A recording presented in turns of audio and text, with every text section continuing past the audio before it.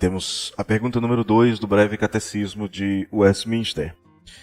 Uma pergunta bastante simples e pode ser respondida também com relativa facilidade. Como nós falamos outro dia, a pergunta número 1 ela é sempre lembrada quando citado o breve catecismo. Mas a pergunta número 2 refere-se à palavra de Deus.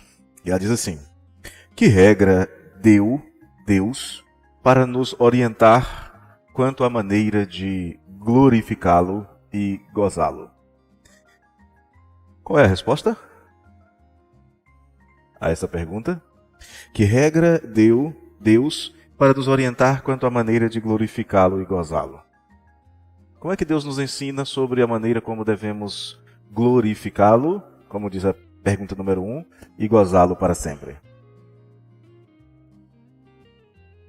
Qual é a regra? A palavra de Deus. A resposta do breve catecismo é: a palavra de Deus, que está contida nas escrituras do Antigo e do Novo Testamentos, é a única regra para nos orientar na maneira de glorificá-lo e dele gozar. Vamos pedir que o Senhor abra nossa mente para que tenhamos mais entendimento sobre esta questão. Obrigado a Deus pelo maravilhoso privilégio que temos de livremente abrirmos a Tua Palavra, meditarmos nela e orientarmos a nossa vida para que, pela Tua Palavra, possamos saber o que é certo, o que é devido e o que o Senhor espera de nós. Senhor Deus, eu te peço em nome de Jesus que a Tua boa mão seja conosco, nos instruindo, nos ensinando e inclinando o nosso coração para praticar a Tua Palavra. Te louvo em nome de Jesus. Amém. Uma pergunta simples, né? Qual foi a regra que Deus deu para que a gente o glorifique e, glorificando, a gente bênçãos dele para todo sempre? A resposta é a palavra de Deus. E a palavra de Deus, nós sabemos que ela é composta por 2 testamentos, o Antigo e o Novo Testamento. E várias vezes a palavra diz que se nós obedecermos, viveremos. Se desobedecermos, morreremos, seremos devorados à espada, como diz o profeta Isaías no capítulo 1. Para grande parte dos cristãos, a Bíblia é a palavra de Deus, a única regra de fé e prática. Esta afirmação, ela inclui uma preocupação, porque se para grande parte dos cristãos a Bíblia é considerada a palavra de Deus, o que isso significa? Que para muitos cristãos a Bíblia não é considerada a palavra de Deus. Daí então a gente se assusta. Mas pastor, como é que pode alguém ser cristão e não considerar a Bíblia como palavra de Deus? Nós vivemos num país de 150 milhões de cristãos. Mas quantos de fato consideram a Bíblia como a palavra de Deus para orientar a sua vida? E detalhe, muitos estudiosos bíblicos não consideram a Bíblia como palavra de Deus. É assustador. Parece até contraditório, mas é verdadeiro. Existem cristãos que têm opiniões diferentes dessa. Muitos que se dizem cristãos negam a autoria divina das Escrituras, negam que toda a Escritura seja divinamente inspirada, como diz Paulo escrevendo a Timóteo na sua 2ª carta. Você já ouviu? Talvez um amigo seu que se diga cristão, uma amiga sua, que diz que a Bíblia é o papel que tudo aceita. Já ouviram essa expressão? Está dizendo o quê? Que a Bíblia não é inspirada, que a Bíblia não é a palavra de Deus. E é um entendimento equivocado. Desde quando esse tipo de pensamento se tornou corrente? Bom, se voltarmos alguns séculos, já nos dias de Jesus, nós vamos encontrar pessoas que, por causa de tradições, invalidavam a palavra de Deus. Jesus também disse que haveria coisas que Deus só revelaria aos pequeninos, que coisas que Deus ocultaria aos sabidos, que ocultaria aos instruídos. E uma dessas coisas, se você abrir a sua Bíblia em Lucas, no capítulo 10, verso 21, você vai perceber que uma dessas coisas é a inspiração da sua palavra.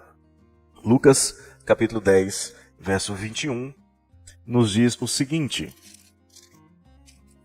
Naquela hora exclamou Jesus no Espírito Santo, exultou Jesus no Espírito Santo e exclamou: Graças te dou, ó Pai, Senhor do céu e da terra, porque ocultaste essas coisas aos sábios e instruídos e as revelaste aos pequeninos. Sim, ó Pai, porque foi do... Então tem coisas que os sábios, que os instruídos não alcançam com os seus estudos, não alcançam com a sua sabedoria. Pelo contrário, às vezes a sabedoria do homem leva ele para desacreditar da palavra de Deus. Muitas pessoas dotadas de inteligência, muitas pessoas instruídas podem não possuir a verdadeira sabedoria. Enquanto pessoas com menos cultura, pessoas com menos estudo, com menos instrução, recebem a verdadeira sabedoria como um dom de Deus. Um exemplo está no Salmo 19, verso 7, que diz que o Senhor, que a palavra do Senhor, ela dá sabedoria aos simples. É impressionante essa expressão, porque não é só aos simples, é aos muito simples. Eu conheci pessoas crentes no Senhor Jesus com profunda sabedoria bíblica que falava menos, a gente vamos, problema. Mas quando se tratava de aplicar na sua vida a palavra de Deus, revelavam profundo conhecimento de Deus e de sua palavra. Então não é a instrução que faz alguém sábio, é a instrução da palavra do Senhor que faz o homem sábio. E por que é assim? Porque o homem por si mesmo não pode chegar ao pleno conhecimento da verdade em coisa nenhuma. Me diga uma coisa que o homem consegue compreender plenamente por seus próprios esforços. Absolutamente nada. E quanto mais o homem rejeita a revelação de Deus, quanto mais ele busca conhecimento por seus próprios esforços, na cegueira da sua mente, mais ele vai encarar o desconhecido. E mais longe ele fica da verdade. O homem pode até conhecer muitas coisas da criação, mas mesmo nestas grandes coisas da criação, ele tem que lidar com um abismo de desconhecido. E mesmo nas pequenas coisas da criação, o homem chega a um momento que diz: não sei, não tenho como saber, não tenho recursos para saber. O homem olha para o universo e olha para o micro. E nas duas direções ele se dá com a parede do não sei. Não consigo saber, não consigo avançar, não consigo ir além daqui. Isso mostra que é impossível para o homem conhecer todas as coisas plenamente, porque conhecimento pleno só Deus tem. Mas é possível ao homem ter conhecimento necessário da verdade. O que essa expressão significa? Significa que Deus deu ao homem uma capacidade de conhecimento da verdade desde o Éden. Mesmo lá no Éden, Deus não criou o homem para conhecer plenamente todas as coisas, nem para conhecer plenamente sobre si mesmo. Posso provar isso muito facilmente. O homem não sabia o que aconteceria com ele, quais seriam as consequências de comer do fruto da árvore do conhecimento do bem e do mal. Não sabia, tanto não sabia que foi enganado pela serpente. O homem não tinha a menor ideia do que era a morte, por exemplo. Ainda não sabia o que era ver um filho nascer. Sabia essas coisas. Então o homem não tinha pleno conhecimento nem sobre ele próprio. Se você olhar quando Deus cria o homem e o coloca no jardim, é Deus quem leva os animais para o homem conhecer e dar nome. Não é uma pesquisa do homem para dizer: esse bicho aqui tem tromba, orelha grande, tem cara de elefante. Esse outro aqui é todo estranho, não é pato, não é peixe, não é... Eu vou chamar esse trem de ornitorrinco, é um nome esquisito, o bicho é esquisito e está tudo certo. Não. Não foi o homem que fez uma pesquisa. Deus levou e o homem lhes deu o nome. O Senhor coloca o homem no Éden para glorificá-lo com o conhecimento que o Senhor lhe tinha dado. Mas o homem queria mais. Como é que nós podemos conhecer as coisas? Como é que nós podemos conhecer as coisas de Deus, que é mais importante? Que é o nosso assunto aqui. Quais são os meios pelos quais nós podemos conhecer as coisas de Deus? A Bíblia. Sem a Bíblia, podemos conhecer alguma coisa de Deus? Como? Pela natureza. É o chamado conhecimento natural ou revelação natural. É o primeiro meio pelo qual Deus se revela. Salmo 19, por exemplo, diz que os céus manifestam a glória de Deus e o firmamento anuncia a obra das suas mãos. Um dia discursa, outro dia não se ouve som nem palavras, mas eles revelam um conhecimento. Em Romanos vai dizer que o homem é indesculpável porque não reconhece a grandeza de Deus na criação. Quando o homem se dobra diante do sol, da lua e das estrelas, é uma tolice porque existe algo maior do que a lua, do que o sol e do que as estrelas. Algo que criou o sol, a lua e as estrelas. Então ele adora a criatura em lugar do Criador. Todos os homens têm acesso à revelação natural. Mas os homens não glorificam a Deus observando isso. Essa revelação está exposta diante de todos, nos céus, no mar, na terra. Revela o Criador, mas ela não ensina a se relacionar com o Criador. O homem no Éden tinha a criação e sabia se relacionar com o Criador. Fora do Éden, o homem tem a criação, mas ele não consegue aprender por ela como se relacionar com o Criador. Depois do pecado, a criação não consegue convencer o homem de que ele é um pecador e que precisa de arrependimento. Aí alguém diz, então a revelação natural ela é insuficiente, ela é ineficaz. É isso? Ela é incompleta? Não.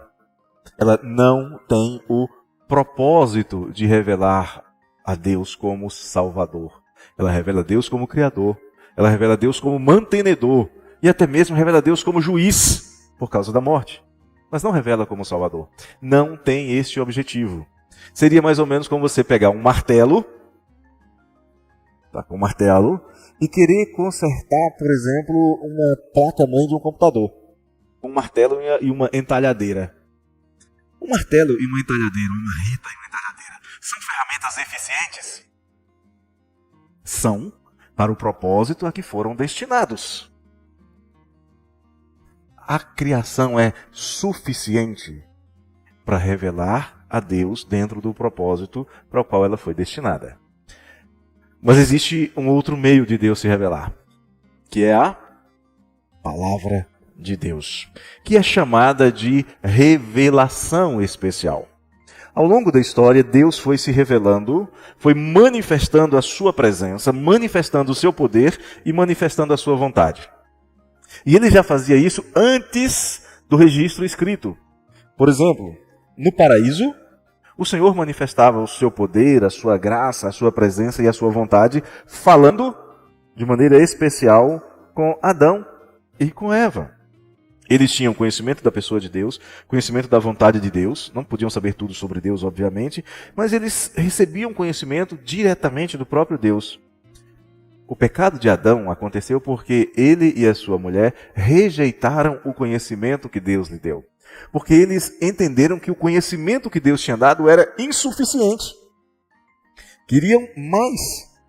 E eles foram os primeiros a aplicar o método científico de investigação. Foi. Como é que funciona, Isaac, você que está aí tinindo na escola, como é que funciona o método científico de investigação? Você sabe o nome dele? Empirismo. Como é que funciona? Teste. Se der certo, teste de novo. E se você testar várias vezes e der certo, é uma lei. Enquanto você não testar, é só uma hipótese. Se você testar e der errado, você também tem uma lei. Por exemplo, tem uma coisa que você só pode testar uma vez, Isaac. Subir na torre de Brasília e pular para testar se existe gravidade mesmo. Você vai provar que existe a gravidade. Talvez outros contem a sua história. Então, o empirismo foi o método que Adão e Eva usaram lá no Éden. Vamos experimentar do fruto da árvore do conhecimento do bem e do mal para ver se a gente realmente vai ser como Deus. Sabemos que o resultado não foi um resultado muito bom. Experimentamos os efeitos dele até o dia de hoje. Estávamos aqui há pouco orando por enfermos. E a enfermidade é resultado do pecado. Então, o que nós temos, né, para início, para princípio de conversa, é que o homem resolveu abandonar a revelação de Deus. E então resolveu descobrir se era Deus ou se era Satanás quem tinha razão. E infelizmente, a oferta de Satanás era enganosa. Adão agiu como se não precisasse que Deus lhe dissesse o que era certo. E é o que está acontecendo com muita gente dizendo: eu não preciso da Bíblia, eu não preciso da palavra de Deus, eu não preciso que Deus me diga o que é certo. Pastor, mas eu sou crente. Mas quando você rejeita a autoridade do seu pai e da sua mãe, você está dizendo: Deus diz para eu honrar pai e mãe, eu não vou honrar. Então eu não preciso da autoridade de Deus. Quando você sonega imposto, de repente chega lá a Receita Federal e te pega. E mesmo sem pegar, você está sendo perseguido como criminoso. E a Bíblia diz: você deve ser perseguido, pode ser perseguido como cristão. Mas não como criminoso, não como ladrão, não como bandido, não como quem se intromete na vida dos outros. Então, o problema da nossa sociedade é veja, é um país que se diz cristão, mas que rejeita a revelação da vontade de Deus. Quando nós vemos alguém bater no peito e dizer: eu sou o supremo, a minha vontade é maior do que a de todo mundo, está rejeitando a revelação da palavra de Deus, que diz que você deve considerar o outro como superior a você mesmo. Deve buscar o bem do outro. Ah, mas fulano me fez mal, retribua o mal com o bem. É o ensino da palavra de Deus. Mas desde Adão, os descendentes dele têm andado em obscuridade por causa das suas próprias trevas interiores. E essas trevas interiores só podem ser retiradas, o seu interior só pode ser iluminado pela salvação que veio por meio de Jesus, quando a palavra de Deus brilha na sua vida. A palavra de Deus que é lâmpada para os pés e luz para os caminhos. A palavra que abre o entendimento. E a pessoa então percebe que estava no caminho de erro. E então, ao invés de andar em rejeição e em rebelião contra o Senhor, passa a viver para glorificá-lo. Na rejeição, só tem a receber condenação. Mas quando vive para a glória de Deus, almeja o gozo eterno na presença do Senhor. E se lembram que eu falei que todos os demais artigos do credo, todos os outros 106 estão relacionados com o primeiro. Sempre vai estar relacionado com o primeiro. Então, para a gente entender claramente, a revelação natural, a criação, o próprio ser humano, ela é suficiente para que o homem saiba que existe um Criador. Também é suficiente para tornar o homem indesculpável por não glorificar aquele que é digno de ser glorificado. Mas é somente nas Escrituras que o homem pode aprender sobre aquilo em que ele deve crer, e crendo ser salvo do seu estado de pecado, de condenação e de juízo. E também somente pela Escritura o homem aprende sobre o que ele deve fazer, a fim de voltar a servir a Deus com integridade. A criação não nos diz sobre cantar louvores ao Senhor. A criação não nos diz sobre amar uns aos outros. A criação não nos diz sobre congregar. A criação não nos fala o nome que nós devemos invocar para sermos salvos. A criação não fala sobre arrependimento. Essas coisas todas estão na palavra de Deus. Uma pequena pausa, como de costume, perguntas? Prosseguimos então. Essa pergunta me foi feita, foi a primeira pergunta que eu tive que responder quando fui examinado pelo conselho. A Bíblia é ou contém a palavra de Deus?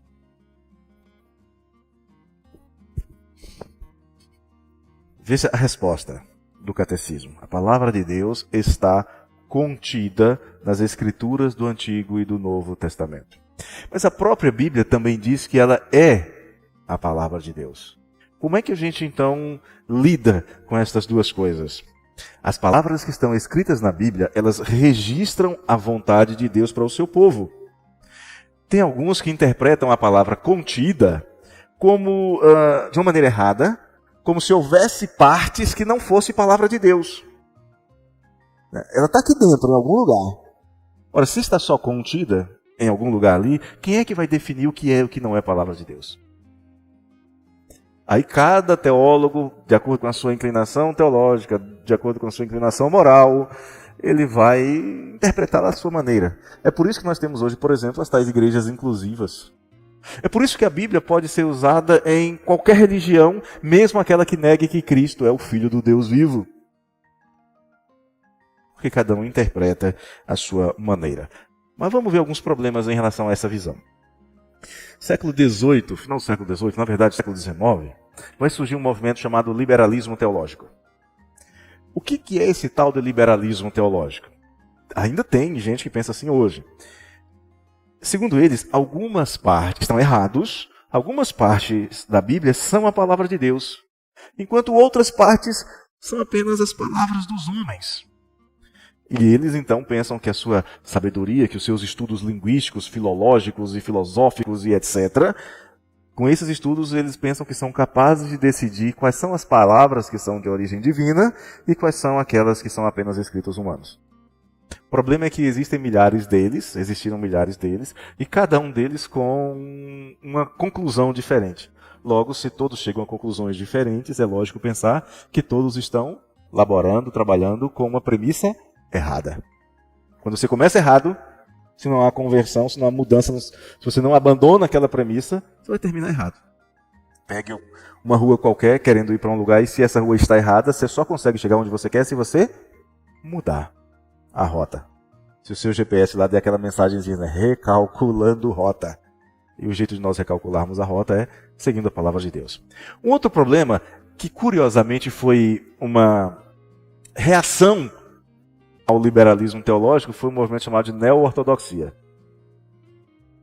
Eles defendiam a visão de que toda a Bíblia é só, veja, preste atenção nisso, é só a palavra falível do homem que registra a visão humana das suas próprias experiências religiosas, mas que, olha o conceito deles de inspiração, o registro é humano, mas quando as pessoas a leem, de alguma forma, Deus usa as palavras humanas para transmitir aos homens em sua própria mente a verdadeira vontade de Deus. É uma espécie de iluminação localizada. Tem 10 pessoas lendo aqui e o Senhor então liga um holofote para uma dessas pessoas e deixa as outras 9 sem palavra de Deus. Só que a palavra de Deus diz que ela também é fonte de condenação. Lembra que Jesus veio para todos que eram seus e os seus o receberam, mas os que não o receberam, Jesus veio para os que eram seus, mas os seus não o receberam. Mas aos que o receberam, deu-lhes o poder de serem feitos filhos de Deus. Mas também diz que para aqueles que o rejeitaram, sobre eles, lá em João 3,36, sobre eles a ira de Deus. Toda Escritura é inspirada por Deus. Toda Escritura é a verdade inerrante de Deus. Quantas partes da Bíblia não foram inspiradas? Nenhuma.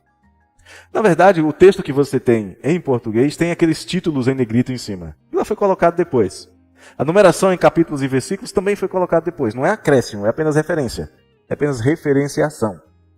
Mas o texto bíblico, todo ele foi inspirado por Deus. Então, quando a Bíblia é lida e crida, o homem recebe a palavra de Deus. Quando a Bíblia é lida e rejeitada, ela ainda é a palavra de Deus e sempre será a palavra de Deus. É a palavra que serve para salvação, mas é a palavra que serve como base de condenação. Mais ou menos como uma placa de trânsito. Está dirigindo 80 quilômetros e você passa a 120, está lá um pardalzinho e te pega. Para quem obedeceu os 80, foi bênção? Precisou ser punido?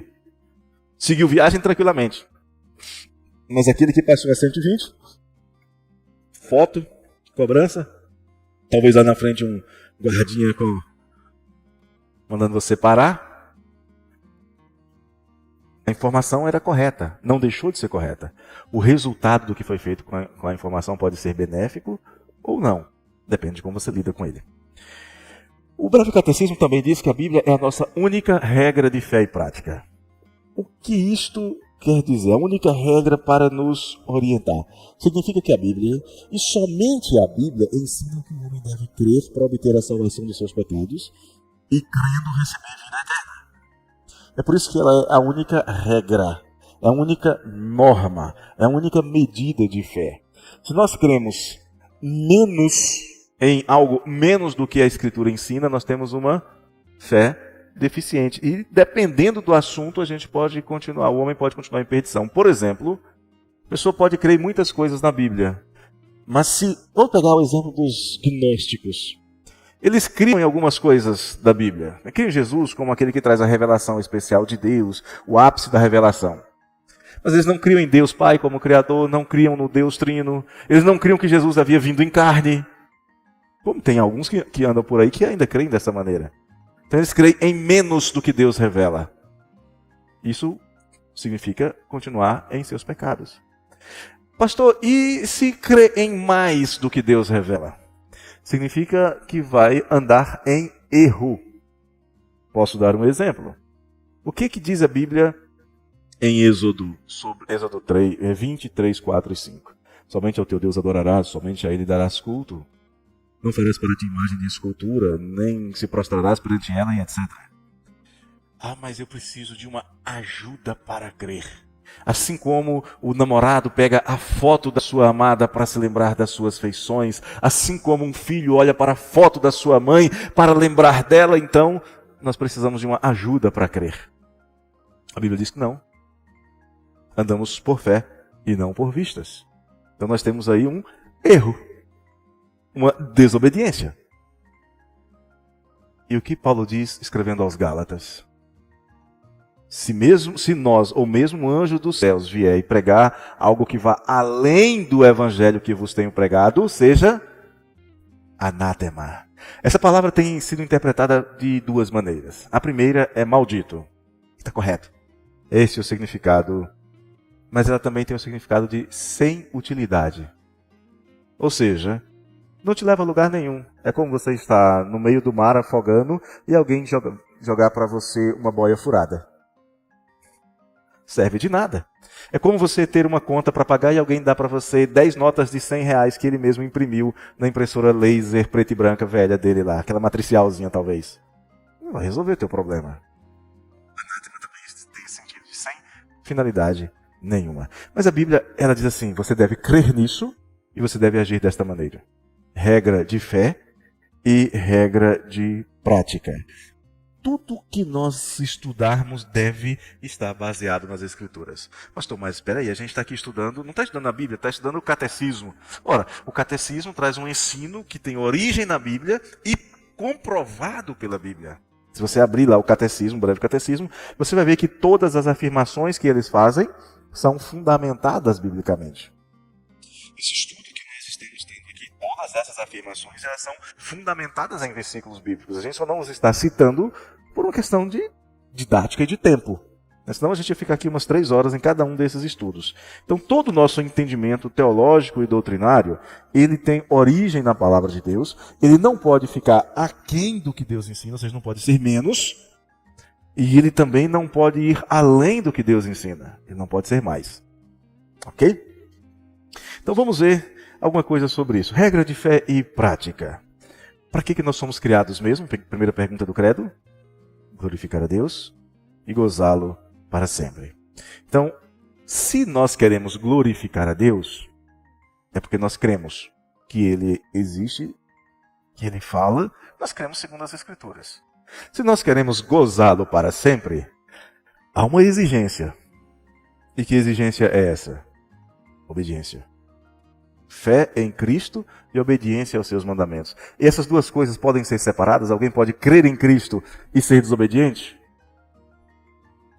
Jesus diz, vocês são os meus discípulos se fizerem o que eu vos mando. Não é assim que ele diz? Quem é que ama Jesus e a quem o Pai se revela? Aqueles que obedecem a Jesus. Jesus coloca essas duas coisas como muito ligadas. Do ponto de vista de Jesus, é impossível ser crente e não levar em consideração a sua vontade. É mais ou menos o seguinte. Isaac, você é bom em matemática? É. Então vamos lá, Isaac. Uma perguntinha muito simples. Quanto é a metade de 2 mais 2? Não responde ainda. Imagine que você entrou na sala, a professora ou o professor ensinou matemática para você, ensinou quanto é a metade de 2 mais 2. E chega no dia da prova, você está irritado com a professora, você não gosta dessa professora, você não está nem aí para a prova, nem para a escola, aconteceu alguma coisa, você não quer saber de nada nem de ninguém. E você coloca lá que a metade de 2 mais 2 é 22. Quem se dá mal? A escola? O professor? Ou você? Ok, quanto é a metade de 2 mais 2, Isaac? 3. Por quê? Porque você aprendeu e colocou em prática o ensino correto. Metade de 2 mais 2. Você faz primeiro a divisão e depois a adição. Metade de 2 é 1. Mais 2, 3. Mas você só sabe disso porque alguém te ensinou e você colocou em prática o ensino correto. Aprendeu comigo? Teologia também é matemática. Olha só que coisa legal. Uma outra coisa interessante da palavra de Deus é que ela é infalível. O que isso significa? Significa que eu posso orientar a minha vida sem medo nenhum pela palavra de Deus, que o final vai dar certo. A palavra de Deus é melhor que GPS, que eu digo o pessoal que anda pelo Rio de Janeiro. Em Goiânia também. Só que com resultados diferentes. Em Goiânia você está andando, o GPS manda você ir por uma rua, você virar uma praça, no meio da praça tem uma barreira. Goiânia é um caos. Gurupi é igual. Nunca dá certo o GPS lá em Gurupi. Você tem que conhecer a cidade para poder usar o GPS. É curioso.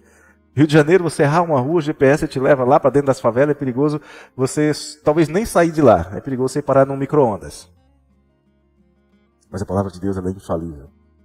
Ela contém tudo o que é necessário para a vida e para a piedade. Ela é útil e eficaz. E ela habilita o homem de Deus a ser perfeitamente hábil na prática das boas obras. A questão é, obedece ou não? É outra história. Se você obedece, vai ser perfeito. É por isso que a Bíblia diz, ser perfeito e anda na minha presença. Sede perfeito como perfeito é o vosso Pai Celeste. Instrução para isso nós temos. O problema tem a ver com um negocinho aqui dentro, que a Bíblia chama de coração.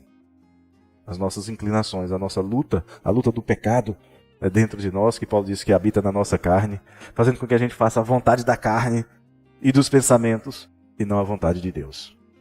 Mas se obedecermos a palavra, infalivelmente seremos bem-aventurados. Outra coisa interessante é que a Bíblia é clara. Não, pastor, tem coisa na Bíblia que é difícil. Tem coisa na Bíblia que só teólogo consegue entender.